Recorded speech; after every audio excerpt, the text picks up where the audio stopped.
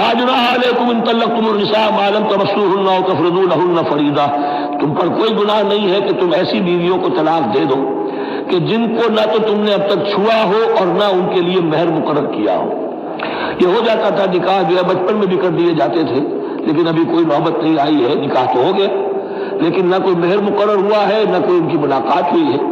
تو اگر ایسا کرو گے تو تم طلاق دے سکتے ہو۔ وَمَتِّعُوهُنَّ، لیکن شرافت کا تقاضا یہ ہے کہ جو لڑکی تم سے منسوب رہی ہے، اب اگر وہ رشتہ توڑ رہے ہو تو اسے کچھ دے دلا کر، اسے کچھ نہ کچھ متاع، کچھ سامان دنیاوی دے کر۔ مَتِّعُوهُنَّ عَلَى الْمُوسِعِ قَدَرُهُ وَعَلَى الْمُقْتِرِ قَدَرُهُ، جو وسعت والا ہے، جس کو کشائش حاصل ہے، غنی ہے، وہ اپنی حیثیت کے مطابق، اور جو تنگ دست ہے وہ اپنی حیثیت کے مطابق۔ متاع بالمعروف، اور یہ ساز و سامان دینا جو ہے یہ بھی بڑے انداز میں ہو، ایسا نہ ہو جو خیرات دی جا رہی ہو۔ حقا علی المحسنین، یہ حق ہے محسنین پر، یہ سمجھے کہ ہم پر اللہ تعالیٰ کی طرف سے عائد کردہ یہ ذمہ داری ہے۔ وَإِن طَلَّقْتُمُوهُنَّ مِن قَبْلِ أَن تَمَسُّوهُنَّ وَقَدْ فَرَضْتُمْ لَهُنَّ فَرِيضَةً، اور اگر دوسری شکل یہ ہے کہ تم نے طلاق دی ایسی بیوی کو کہ جس کو تم نے چھوا تو نہیں ہے لیکن مہر مقرر ہو چکا تھا،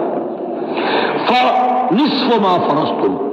تو اب آدھا مہر جو ہے جو تم نے فرض کیا تھا، جو طے کیا تھا، اس کا آدھا تو تمہیں دینا ہی دینا ہے۔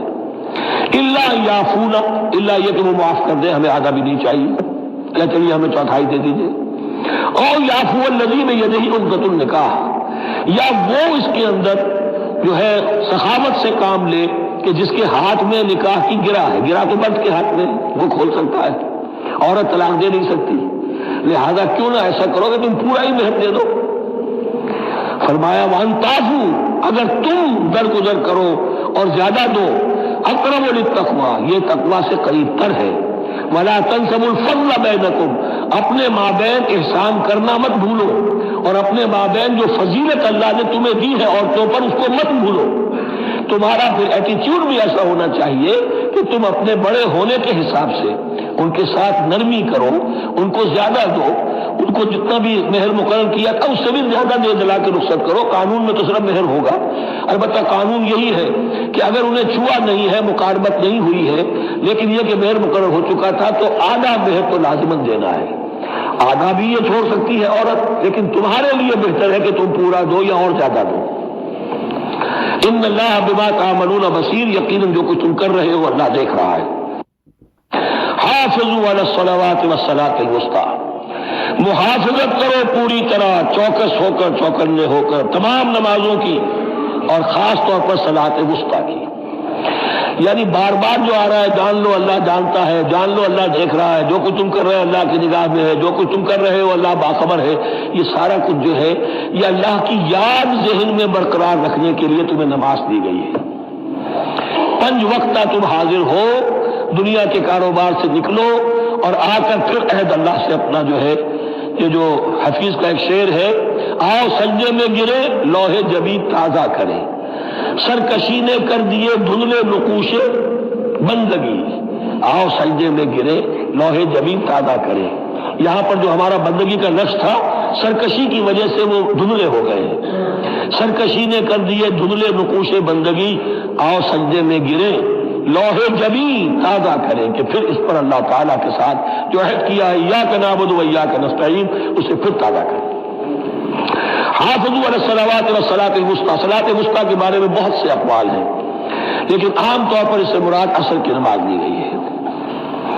دن میں 2 نمازیں اس سے پہلے ہیں، فجر ہے، ظہر ہے، 2 پھر بعد میں ہے، مغرب ہے، عشاء ہے۔ وقوموا للہ قانتین، اور کھڑے ہوا کرو اللہ کے سامنے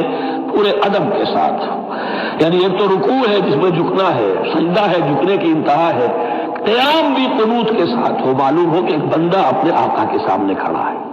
اس کے کھڑے ہونے کے انداز میں بھی معلوم ہو کہ تواضع ہے، عجز ہے۔ فَإِنْ خِفْتُمْ فَرِجَالًا أَوْ رُكْبَانًا، اور اگر تم خوف کی حالت میں ہو تو چاہے پیادہ چلتے ہوئے، سفر کرتے ہوئے، دشمن پیچھا کر رہا ہے، آپ کہیں جا رہے ہیں تو چاہے اب رکیں گے نماز پڑھیں گے تو وہ تعاقب میں قریب آ جائے گا، تو رجالًا چلتے ہوئے، یا کہیں جلدی جانا ہے اور وہاں پر ابھی فوری طور پر حملہ کرنا ہے تو اس میں یہ ہے کہ جنگ کی حالت میں یہ رعایتیں ہیں، چلتے ہوئے اور رکبانہ یا سوار ہونے کی حالت میں بھی نماز پڑھی جا سکتی ہے۔ فَإِذَا أَمِنْتُمْ، لیکن پھر جب امن میں ہو جاؤ، فاذکروا اللہ کما علمکم، پھر اللہ کو یاد کرو جیسے کہ تمہیں اس نے سکھایا ہے۔ کس نے سکھایا ہے؟ محمد رسول اللہ نے۔ صلو کما رأیتمونی اصلی، نماز پڑھو جیسے کہ تم مجھے دیکھتے ہو میں نماز پڑھتا ہوں۔ وہ ہے اللہ کا سکھایا ہوا، اس لیے کہ یہ بھی ثابت ہے روایات سے کہ حضرت جبرائیل نے آ کر حضور کو نماز پڑھائی ہے، 2 دن پڑھائی ہے۔ ایک دن 5 نمازیں اول وقت میں پڑھائی، دوسرے دن 5 جب نمازیں آخری وقت میں پڑھائی، اور بتا دیا کہ ان نمازوں کا وقت ان اوقات کے دوران ہے۔ تو معلم جو ہے حضور کے نماز کے معاملے میں حضرت جبرائیل ہے، اور اب حضور جو ہے پوری امت کے لیے معلم ہے۔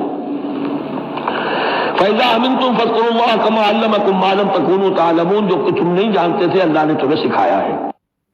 وَالَّذِينَ يَتَوَفَّوْنَ مِنكُمْ وَيَذَرُونَ أَزْوَاجًا، اور پھر دوبارہ لوٹ کر معاملہ آ رہا ہے بیواؤں کا، اور جو لوگ تم میں سے وفات دے دیے جائیں اور وہ چھوڑ جائیں پیچھے بیویاں، وصیۃ لازواجہم متاعا الی الحول غیر اخراج، تو اپنی بیویوں کے لیے وصیت لازمن کریں 1 سال تک کے لیے نان نفقے کی، اور بغیر اس کے کہ انہیں گھروں سے نکالا جائے۔ اب یوں سمجھیے اس کو، ایک شخص فوت ہوا ہے، 4 بیویاں ہیں، ایک کے ہاں اولاد تھی، بیٹا تو اسی کا ہے، باقی 3 تو اس کی جو ہے سوتیلی مائیں ہیں۔ ایک ماں کو تو وہ اپنی ماں سمجھ کر اس کی خدمت کرے گا، باقی 3 کو لائبلٹی سمجھے گا۔ تو فرمایا ایسا نہ ہو کہ فوراً نکال دو کہ جاؤ اپنا راستہ لو، جس سے تمہاری شادی تھی وہ گیا۔ 1 سال کے لیے انہیں گھر سے نہ نکالا جائے اور ان کا نان نفقہ دیا جائے۔ لیکن یہ بھی اصل میں تھا وصیت کا، جب یہ قانون آئے گا وراثت کا تو اس سے پہلے کے لیے ہے۔ جیسے کہ والدین کے لیے کہا گیا تھا وصیت کرو، ایسے بیویوں کے لیے بھی کرو۔ جب ان کا حق آ گیا، اس لیے کہ شوہر مر گیا ہے تو بیوی کا حق ہے اس کی وراثت میں، بیوی مر گئی ہے شوہر کا حق ہے اس کی وراثت میں، تو وہ تو وراثت کے اندر حق معین ہو گیا، تو اب یہ وصیت کی ضرورت نہیں۔ اور اسی طرح 1 سال کا نفقہ نہیں ہے، اب نفقہ جو ہے وہ صرف عدت کے دوران کا ہے، جو ہم اس سے پہلے پڑھ چکے ہیں۔ فَإِنْ خَرَجْنَ فَلَا جُنَاحَ عَلَيْكُمْ فِي مَا فَعَلْنَ فِي أَنفُسِهِنَّ، لیکن اگر وہ خود نکل جائے، ظاہر بات ہے کہ عدت ہوتی 4 مہینے 10 دن، اب تم سال بھر روکو گے تو نہیں ان کو، اگر وہ شادی کر کے کہیں اور جا کے بسنا چاہے تو تم پر کوئی الزام نہیں آئے گا، جو کچھ وہ کرتی ہیں اپنی جانوں کے بارے میں معروف ہو، بھلے طریقے پر، معروف طریقے پر۔ واللہ عزیز الحکیم، اور یقیناً اللہ تعالیٰ زبردست ہے، حکمت والا۔ وللمطلقات متاع بالمعروف، اسی طرح مطلقات کے لیے بھی ساز و سامان زندگی کی ضروریات ہے معروف طریقے پر، حقاً علی المتقین، لیکن یہ ہے عدت کے وقت تک کے لیے۔ اسی معاملے میں شاہبانو کیس میں ایک جو فیصلہ دیا تھا، یہ کلکتہ ہائی کورٹ نے، اس پر پھر ہندوستان میں ایجوکیشن ہوا۔ اس نے یہ فیصلہ دیا تھا کہ کوئی مسلمان اپنی بیوی کو طلاق دے دے تو اب وہ بیوی اگر تو دوسری شادی کر لے تب تو بات دوسری ہے، ورنہ جب تک زندہ رہے گی اس طلاق دینے والے پر اس کا نان نفقہ جو ہے رہے گا پوری زندگی تک۔ اس پر مسلمانوں نے کہا، بھارت کے مسلمانوں نے، یہ ہماری شریعت میں دخل اندازی ہے، شریعت نے صرف عدت تک کا حق رکھا ہے مطلقہ کے لیے، تم ساری زندگی کہاں سے لا رہے ہو؟ پھر وہ فساد ہوا، پھر بہت سے لوگوں نے جانیں دی، پھر جو ہے ایجیٹیشن ہوا، لیکن پھر راجیو گاندھی کو گھٹنے ٹیکنے پڑے، اور پھر قانون بنا دیا گیا بھارت میں کہ کوئی عدالت ہندوستان کی including supreme court of India مسلمانوں کے آئینی قوانین میں دخل نہیں دے سکتے۔ میں سلام کیا کرتا ہوں مسلمانان بھارت کو، ہمارے ہاں ایک ڈکٹیٹر نے، فوجی ڈکٹیٹر نے آئینی قوانین بنائے